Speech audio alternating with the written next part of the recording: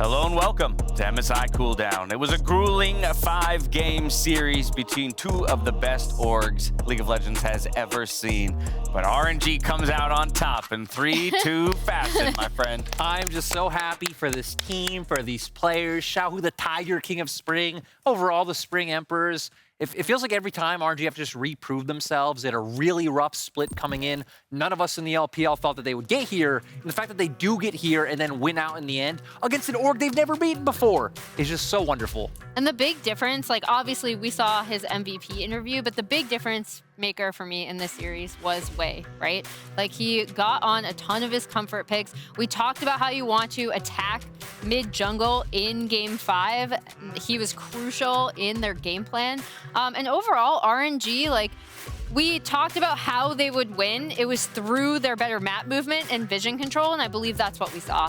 We even had one game where Wei 2v1 to the mid jungle with his Viego invade, King and Chad to the very core. Hey, Xiaohu was coming, you know? He was coming. Yeah, that's the solo queue classic though. The online things. And like you're 30 seconds into the skirmish, and you're like, you're still not here? I'm 1v2ing them. Turns out I don't need you. Yeah, honestly though, because also is important in draft where, you know, they're sacrificing, okay, you're gonna play the Lee Sin side of the Lee Sin Wukong matchup here because everybody knows this Gwen is so important, and there was no problem there for Wei. He picks it right up. He's like, yes, I agree. We should be first picking that Gwen instead because it was so big for them. I am just so happy that it did go the distance, but to the point that you made, Lyric, about the fact that it does seem this team has had to prove themselves so many times, they've done it. Yeah. 5 games against an organization they've never beat, the most winning org in the history of the game, the most decorated individual player in the game, and they have finally overcome that. That's that final hurdle that this organization needed to overcome, to start the conversation about them being the giants that people need to topple. And I think especially now, right? Because now RNG have the most international titles coming out from LPL. They were tied with EDG coming into this. Now having 3, they have 5 LPL titles. I think Xiaohu, I think there's no argument, is the best domestic mid laner to ever come out from LPL. The accolades, the lane swap, just what he's been able to do, prove it. And yeah, I don't feel like you're able to doubt RNG anymore. I have so much respect for Xiaohu to be able to, swap lanes. He's lived in so many mid laner shadows too. Internationally, FLICKR and T1, yes, but even domestically, Knight and Rookie and these huge names that get so much more praise. And Xiaohu just puts in so much work for this team, so flexible, and again, such a critical part of the direction that they take with their strategy. We're talking about him, but rightly so, because again, it was our featured matchup presented by Mercedes-Benz at the top of the day. It was the mid laners, right? It was Xiaohu living in the shadow of FLICKR to a degree, a losing record against him all time. That's irrelevant at this point in this series. Xiaohu's the one who gets to hold this trophy high. He's the one with 3 MSI titles in his case. And to again have done it in multiple roles is still something I will never get over. Well, and who saw the Lysandra pick coming in too, right? Oof. Because obviously, we see it going both sides in this lineup, but that is like Xiaohu was the one who was like, you know what? I'm going to take the Lysandra into stuff like the LeBlanc, like the Ahri, and kind of pioneered it before this match started. I also feel like he has been the one to show both sides of the matchup the best. Because we saw him bring it out against EG, and it felt like it was winning a lot harder than maybe it should have, like JoJo wasn't familiar with it. Then we come in today, FLICKR performs better on it, but still, Xiaohu, I feel like, in both sides of the matchup, was typically the one who was able to find priority and roam on the map first. I was going to say, that's where I'd call out him and Wei working together, right? Which is when we've seen this RNG team at their best, it has been with these two really helping to set up those plays, especially with such a volatile, it didn't look as volatile today, but such a volatile side laner in Bin. They certainly killed the unkillable Demon King in this third game. Over and over and over in the game. They didn't listen to you, Kobe. They didn't listen to you. In the game where we're fighting RNG over, listened to you, though. Yeah, they listened to you, I guess. we're like, I want mid jungle to win early, and you're like, I want. Only one side of that can win out, I guess. That's the way the cookie crumbles this time around, and that speaks to, you know, what it means to step up in the highest pressure moment on the international stage, right? FLICKR's been knocked down. He's stood up a million times before. I'm certain we'll see it again. I'm extraordinarily excited about this T1 squad. If anything, because yes, FLICKR is still proving that you can be playing at this level, but as we've talked about all throughout this tournament, the four pieces around him and highlighting their, I'm going to air quote it because they still played internationally a number of times, but their lack of experience comparatively, this is the kind of experience they need to come back that much stronger next time around. 100% agree. I think the trajectory for this T1 squad is still to the moon. Yeah. They have so many really young components, and already, you know, they've shown so much success on the international stage. And you can see some of the areas that they're getting outplayed and some of the areas where RNG are better than them are things that will come with more time together and more experience, you know, at international competition. It was some of the inflexibility in draft, not being able to come up with the better counters to the meta, as well, you know, the importance of the flexibility of the components like Xiaohu moving around, doing what the rest of the team needed. Honestly, I really am hopeful for the FLICKR comeback story was delayed, but it's still alive. Save those tweets for next year. Yeah, and I mean, I'm glad you brought that up because I still think, like, if you look at them going through Worlds last year to where they ended, you know, one game away from making the final. This time, they're one game away from winning the final. Obviously, I still think, so even results aside, I also think you can see a market improvement in how they play. I do think Zeus is, again, a lot more, he brings a lot more flexibility to the top lane. Obviously, we saw a few mistakes from him that could have been, you know, pressure related, some overextensions that weren't typically categorized by his play domestically. But this, I hate to say the word upside because I feel like it's such a meme, but like this roster still has so much potential that I don't think they've tapped into yet. I was going to say, at least you didn't say potential. And then you But said then potential. I said And then you did it. Oh yeah, the double curse. Yeah, It just cancels, get it all they in there, cancel right? each other Yeah, that's out. what it is, the double negative, Yeah, right? they have so many stars in the making on this team, Yeah, though. absolutely. And I feel like it's exactly what you said, Kobe. Like, once they get more experience, I mean, even just compare a player like Xiaohu, like, you know, 4 years ago to now, I feel like that's going to be the growth spurt we're going to see in a lot of these T1 players.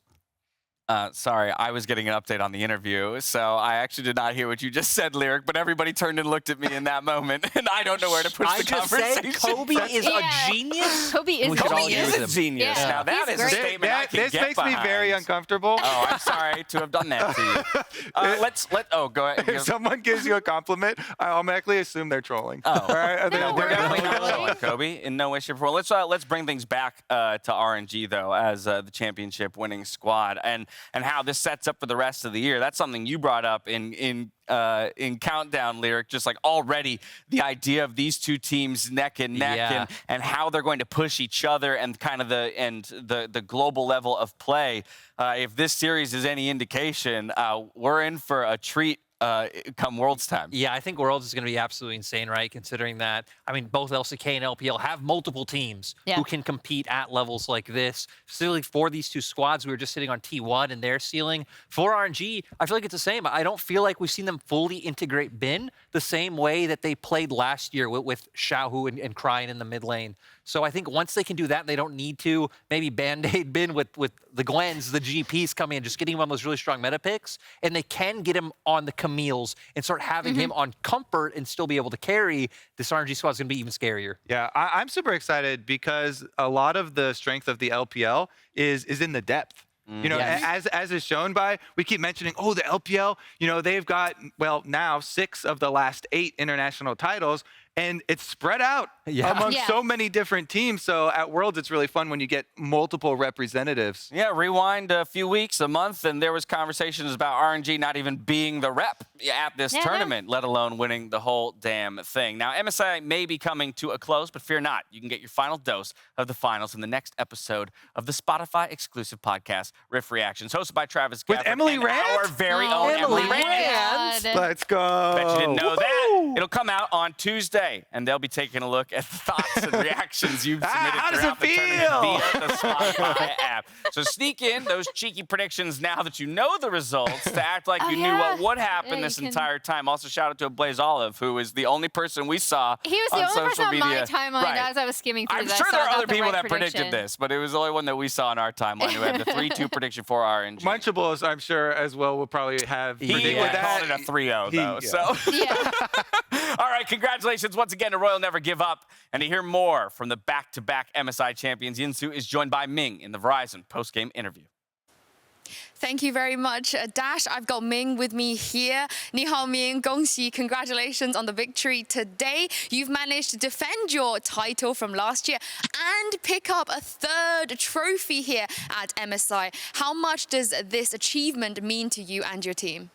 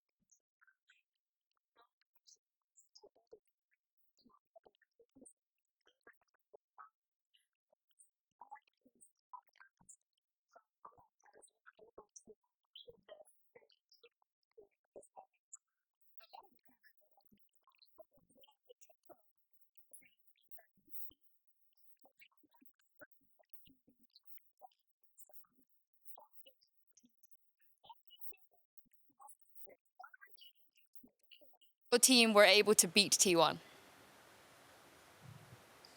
那你们也是确实有非常非常多的一个成就。那其实，在今天另外达成的一个比较有趣的成就，也是你们 RNG 终于在 BO5的时候正面击败了 FLICKR， 击败了 T1。你们也是曾经交手过很多次，那你觉得这一次是有什么样的不同？为什么在这一次你们可以拿下这场比赛的胜利？其实之前也输过很多次 FLICKR 选手，然后还有 T1 嘛，然后这次能赢的话，就可能是这次版本各方面会比较对我们比较有利吧，然后还有英雄上面的东西对我们比较有利，然后就是打法跟以前差的也很多，然后就是觉得就是大家状态也比较好。Yeah, previously we really got so many loss to FLICKR, to T1 because we faced them so many times. But I think the main reason for this time we were able to get the win, I think, is because the meta, or because this meta's champion, there's a champion that maybe put us in an advantage. And also our playstyle really shifted a lot. Our playstyle changes a lot. So I think maybe because of this part, we were able to get this precious victory this time. Well, today wasn't easy either. It was a really difficult match for both teams. The tournament in general also has not been very easy for you guys. What would you say is the main factor that helped you to overcome these challenges and difficulties along the way? 那其实不光可能今天的这个 BO5 之中也并没有那么一帆风顺，可能纵观你们整个这个 MSI 的赛程，可以说中间也遇到了一些重重的阻碍，你们也是突破了这些阻碍，最后成为了冠军。所以也想问一下，能够帮助你们可能克服这么多重重的关卡，最后获得胜利，最重要的那个因素和原因是什么呢？其实这些因素的话，我觉得是大家的付出吧，然后还有就是教练组啊，还有后勤工作人员，就教练组一直去考虑一些 BP 上面的东西，然后我们选手的话就是正常的训练，然后也去参与一些 BP， 然后后勤工作人员的话就是一直在帮我们弄一些外界的东西，然后就是我们去理解版本，然后去找一些版本上的答案，然后就是一起，比如说从输的里面找，有些也是在从赢的时候在里面找这些问题的所在，然后就一点一点的把它磨合成今天。So I think the main factor is the effort put in by all of us. Definitely the coaching teams, they would like to just put the full attention to the ban pick strategy, to try their best to make some studies in the ban pick. And also as a player, we just made the training. We are very diligent. And also all the other staffs from RNG, they also helped us a lot. We would like to just try our best to find the meta answer to help us get a win from those victories and from those losses. We were able to learn so many stuff from them, and this can all change to the experience to help us to get this precious win. Well, thank you very much, Wendy and Ming, as well, for your insight. Congratulations once again for becoming the 3rd MSI champion. And I'm going to throw this back to Dash to close out the show. Thank you so much, Yinsu. Glad we get to hear from Ming as well, because you heard the casters talking about it all series long. 2 of the best, if not the best, supports in the world going toe-to-toe across 5 games, and Ming comes out on top. And I love how every single member of RNG that we have interviewed, they have all thanked their coaching staff and cited meta and champion picks. Like I have never heard a team with this much love for their coaching staff and really hammering that home. It shows up in a lot of our talks about the strategy and the discipline of this team, but it was incredibly critical here in this tournament. I've also seen a lot of posts already cropping up on Twitter that have been translated from Weibo posts, thanking, like, for example, Flandra for apparently having one-on-one sessions with Bin. I really want to know what those were like, to be honest. EDG, training with them as a whole team. So just a lot of thanking other LPL teams as well for helping them. And I mean, just overall, right, even talking about thanking their coaches, I mean, just something we haven't gotten hit on yet is Kenju completed the journey. He did it. LPL Summer, Worlds, LPL Spring, MSI. What a champion. First person in league history to just win everything in a 12-month calendar year. So kudos to him in that. I'm excited to see what RNG can accomplish throughout this summer split. And then, of course, hopefully see them at Worlds, because I want to see this team get tested even more. Another title, James. Okay. I want to see T1 back again. Give them another shot. Let's see that another shot. Absolutely. I want to see those 2 teams leading the charge and everybody else chasing them and pushing them to even greater heights. That's going to be it for this year's MSI. LCO starts on June 6th. Mark your calendars. LCS, LEC start on June 17th. But that's it for us. We're going to go celebrate the end of an incredible event. Until we see you next time, stay healthy, stay safe, and be good to each other. Hear the music. Good night. Yeah, the music's fun.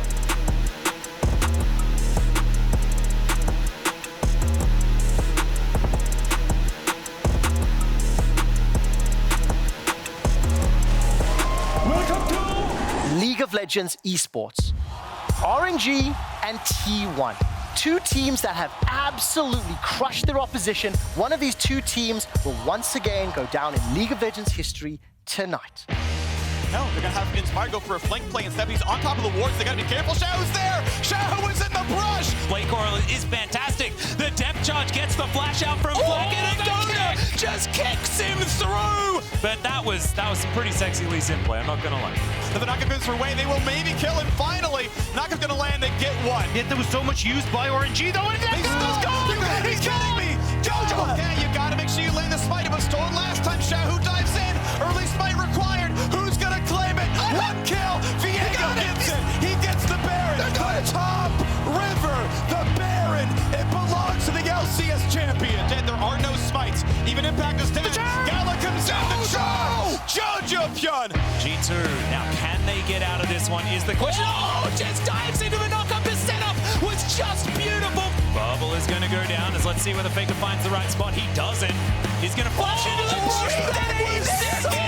Sick. Even flashes over the wall. Be able to keep Yinsu alive. Cap splashes away, but FLICKR just assassinates Blacken in the backline. First look for Bin, just in the 1v1. The TP coming in behind, and Bin's winning this one, though. Gwen can do no wrong. Frozen Tomb available for him. RNG calling T1's bluff, and FLICKR finds them all. Yinsu, Carrier, and FLICKR will not go quietly into the night. Xiaohu has the Frozen Tomb to get out of it. Owner in the backline with the Cyclone trying to do what he can, but Ming with a 4-man charm. Carrier dives up, but in goes Wei. The kickback onto Zeus. RNG just sweep the floor with T1. The LPL continue their era of dominance, and they are leaving no one alive. It's RNG's world, and we're just living in it.